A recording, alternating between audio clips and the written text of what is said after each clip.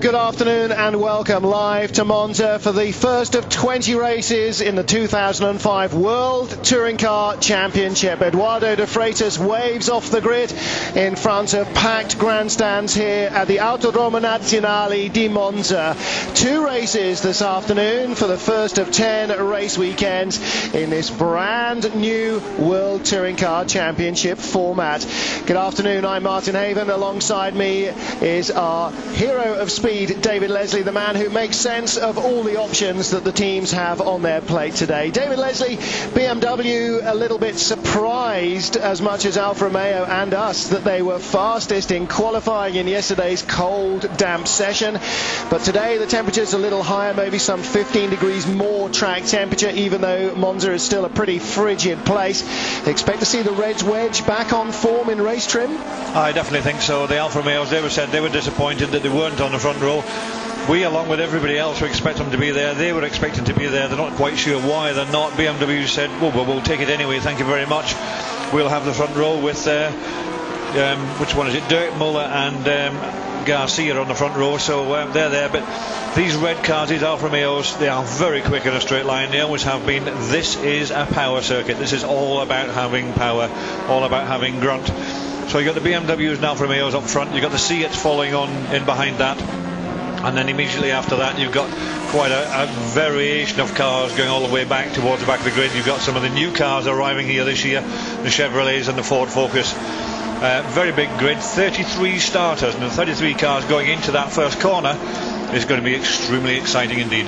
Certainly is, and the critical thing here for every single one of those drivers will be to score points, because with the close scoring system that they use here, it will be very difficult indeed to catch a rival who has a successful weekend if you fail to score points. Well, the best non-Big Three car, by which we mean non-BMW, non-Alfa Romeo, non-Seat, that is Roberto Colciago starting in 11th place. He is in a Honda Accord. It's not officially backed by the Honda factory, built by Yas Motorsport, the Italian team that for so many years have been building Hondas for racing and for customers. But it is likely to be BMW and Alfa Romeo here. Seat willingly will volunteer the information that they are still short on horsepower against the big two, and even BMW, I think, aren't entirely convinced that they've managed to catch horsepower stakes leaders Alfa Romeo completely here. On-board camera with the number 3 car of James Thompson, double British Touring Car champion, won it in 2002 and 2004, first time as a factory driver for the full season with Alfa Romeo. The headlight bumper cam you saw, that was of Andy Prio, our reigning European Touring Car champion, and the man who hopes to convert his European win into a world win. Ricard Rydell, he's the best placed of the Seats, and he will start in 9th position, the factory Seat Toledo trio. He, Marc Genet, and newcomer from Germany, Peter Terting, 20-year-old youngster from the German production Saloon Car Championship. And the grid bolstered this year by 2 brand new Ford Focuses by a trio of factory Chevy Lachettis, as well as more Hondas and more privateer Alfa Romeos and Seats as well. We expect to see Peugeot later in the season with a new 407 that's being developed in France, and that's going to be a bigger car than most that you see on the grid at the moment. But the new Alfa Romeo that comes next year will also be a bigger car. And of course BMW with their formidable 3 Series up against Alfa Romeo's equally exciting and aggressive 156. Pole sitter is Dirk Muller, Antonio Garcia alongside in another BMW, then Gabriele Tarquini, who 2 years ago was the European champion, and Augusto Farfus Jr., who won here at Monza last year.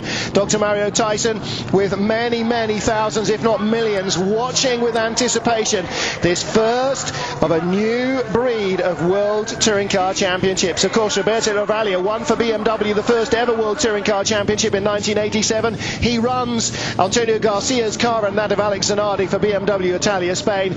But all eyes are on the starter. Eduardo de Freitas will flick the switch, and when they get the lights off, away they go. Pole sitter is Dirk Muller. Good start from Garcia. Tarquini looking to move in. Andy Prio as well, very quickly away. And behind the 2 Alfas, Fabrizio Giovanardi and James Thompson. And there is a view from the bumper cam of Andy Prio. He's behind one of the Alfas in the queue down to the first corner, and that'll be Tarquini, Augusto Farfus Jr. Tarquini's into second, gets a little nudge on Dirk Muller, the pole sitter, and from Antonio Garcia, whose car shattered a brake disc in the morning warm-up there. And Andy Prio, well, he was hoping to avoid trouble on the first lap. He's been pushed back a couple of places, but he's still going, the reigning European touring car champion.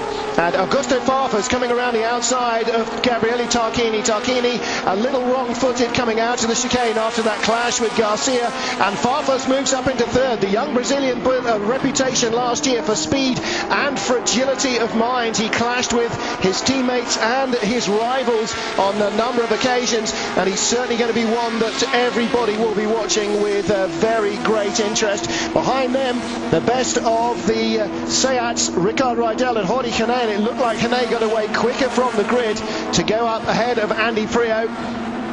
So it's Dirk Muller who leads this opening lap. He was thrilled yesterday, David, to get pole position in his first ever World Championship race of any kind and his first World Touring Car outing, and he looks determined to make the best of it. But already Antonio Garcia showing great form, and Andy Prio taking that position back. It's from Ricard Rydell, in fact. Seats so far only European Touring Car race winner and a former British Touring Car champion as well. So the BMWs, the Alphas and the Seats in race trim looking to be pretty close to each other. Very much so. The BMW was just so pleased to be out there, but here we've got an in-car camera from Rydell looking at Prio. Prio's just making sure he's keeping him behind, doesn't let him come down the inside, but Prio now needs to move away from this group and try and catch the four people in front of him. And there's some... Oh, it's breaking loose behind. That was Thompson and Rydell, the Seat of Thompson and Rydell and Thompson in the Alpha, but further behind them, more carnage. The number 15 car, the onboard camera with the Ford of Thomas Jaeger, one of the new shaped Ford Focuses. Yellow flags at the first corner. Well, that's for something that we didn't see. Who's being dragged away from there?